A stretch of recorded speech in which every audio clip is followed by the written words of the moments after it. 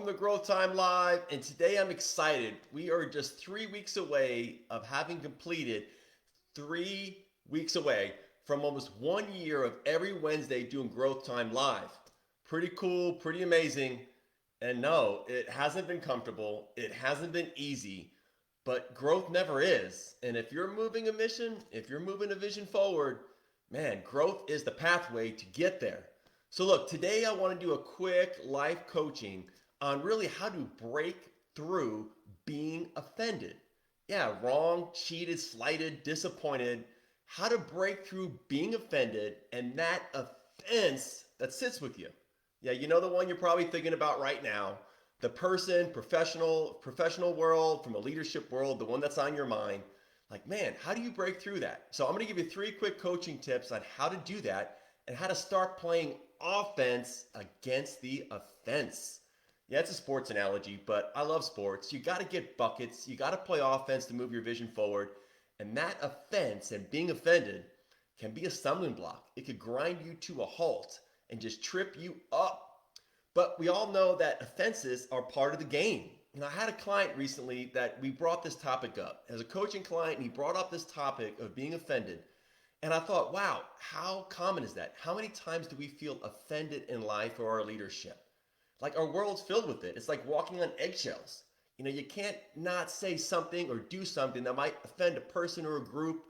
And it's very, very restraining. And then you look at it, what about us? Hey, how often are we easily offended? How thin is our skin that actually just lets in stuff to our heart that gets us offended?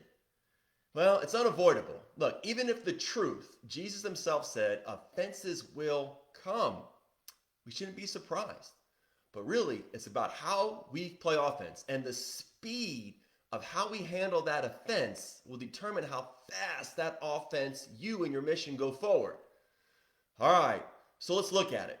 So this coaching client of mine, he was angry, he was upset. So he was in charge of a project, he was in charge of getting deadlines met and meeting this project goals, and he was having a conversation with one of his partners. And that conversation didn't actually move in the direction he thought. And after end of it, he was very much frustrated and disappointed on the response that he had from the person he was coaching with or having a conversation with. It just didn't go as he expected. And beyond that, it was like the response was very out of character. And so he was frustrated, he was offended, and he churned on it. Like he literally churned on it for days. And by the time we talked, it had absorbed some of his thoughts, some of his mind, all that emotional energy. And like, where did this go wrong? And how come he handled that so wrong? Like, how come he felt so offended from that conversation? And now what was going to happen? And I say that's so commonplace. How often in leadership or life do we feel offended and we're not really sure what the next step is to handle it? So I asked him, I said, look, what is going to be your response? Like, what's the next step? What are your options? Well, the first one seemed like an easy one for him. Like, just avoid it. Like, just pretend like it didn't happen. Just pretend, overlook it, and just kind of try to move forward in that leadership kind of relationship. That's an option. What's another choice? As he thought, he said, well, I can just confront it. Like, not leaving these things exposed, I can confront it and ask them why they responded that way and why they came at me like that. I said, okay, so in essence, you want to try to hold them accountable for their actions. Yeah, okay. And I said, well, what's a third option you can go do? See, this is where he got stuck. Conversation went silent. And this is where I feel most people get stuck when they're offended. Well, I can avoid it and just ignore it. I can blow up and get mad. I can try to hold someone accountable for it. But really, what's left after that? What are you going to go do? And I think that's where we get stuck when we're offended. That's where it slows down the offense. And we just get shorted. So I said, okay. I asked him the question, and this is the break point, right? This is the one that really challenged us. I said, hey, what do you believe about forgiveness? You can imagine, it went silent. His first thought was like, I'm not ready to forgive. I said, that's not the question. I said, what do you really believe about forgiveness? And so that's the journey I want to walk you through today. Look, if you're going to get over the offense, there's 3 short steps to take. But number 1, it is going to start with forgiveness. And you have to realize forgiveness at its core is a gift of God. It starts with the great growth coach, God himself. He started forgiveness. He will complete forgiveness. And the concept starts with him. And what we have to realize when it's about forgiveness, it's an offensive activity. It is about letting go. And you have to have the realization that, hey, look, you've been a knucklehead, you've offended people, you've taken shortcuts, you've been a jerk, you've had issues. So, look, in that, give a measure of grace, give a measure of forgiveness, give a measure of that to the other person involved in the relationship, professional or impersonal. And from that standpoint, it's going to do things. It's going to help you let go. You're not the ultimate judge. You don't have to plot revenge. You don't have to pin how you're going to go get them on social media. You need to let that revenge go. You need to let those thoughts go. It's tying up too much emotional energy and slowing your offense down. So you're going to let it go, but then also in letting it go, you're going to have to take another step with it. Letting go is step one. Then you're going to say, okay, what's next?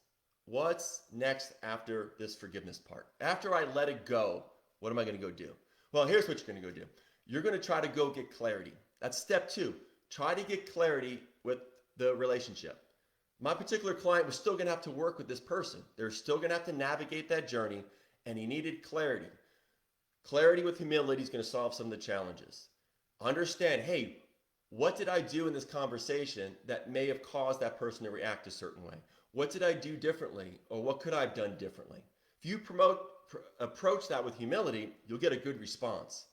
And then, in fairness, they may take ownership, or they may be accountable to how they handle that particular interaction, and you may start to squash that offense.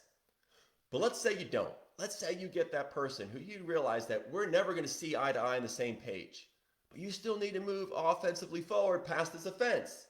You've forgiven them, you're trying to get clarity on it. Then here's the thing, move forward with expectations. Yeah, move forward with expectations.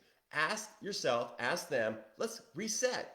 Let's just reset. We're not going to see this maybe exactly clearly, but we know that we're going to have to move forward. Let's reset expectations. What do you expect of me? What do you expect of yourself? What do I expect of myself? And what do you expect of yourself? Really 4 questions, 2 in your corner and 2 in theirs. What do you expect going forward? What do they expect going forward? What do you expect of yourself going forward? And what do they expect of themselves? If you can work in that regard and you can take those steps, forgiveness, get after it. There's a great proverb that says, the issues of life are in the heart. And if we don't get forgiveness from the heart and let it go, and we don't see a different tomorrow or different today in that relationship or that situation, we're never going to have the emotional capacity to look objectively at the situation. We're going to get stressed out in that conversation. So forgiveness, 1. 2, work to get clarity.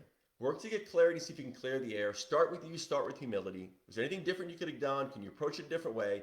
Even if you're almost 99% right and it was their fault for being wrong, you need to get clarity. And with all else is stuck, or even if it's the next stage, move forward with resetting expectations. That's the growth work to do. But if you're going to move that offense, it's going to have to take place. You're going to have to get past being offended. It's not easy. It's not enjoyable. But I want you to think about it. I look at it from a faith perspective. Jesus, who's the author and the finisher of your faith, the beginning of your journey, that's what he did. It wasn't easy, but he went to that cross, right? So you can look at it too like, hey, I can make that step. I can take that step of forgiveness. It's going to safeguard you. It's going to release you of being the judge and the great control of the situation. It's going to free you up to see emotionally clearer how to gain clarity. And look, you're going to be able to move forward with some expectations. So that's my thoughts today on growth time.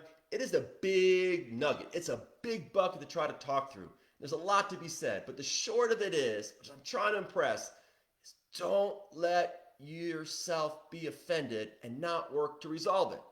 The speed that you resolve that offense is going to dictate how fast your offense is going to go, how fast you're going to move forward.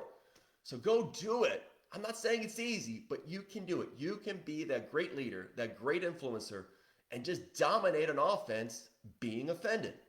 All right, take that message, go get in the work. That person that was on your mind, that situation, that challenge, go put it into practice. You want to see a change, you want to see a shift, you want to clear up that clutter, you want to get your heart free. Go ahead and take those steps. Forgiveness, clarity, move forward with shared expectations, and it is that time. Yeah, what time is it? You know it. It is always growth time, baby.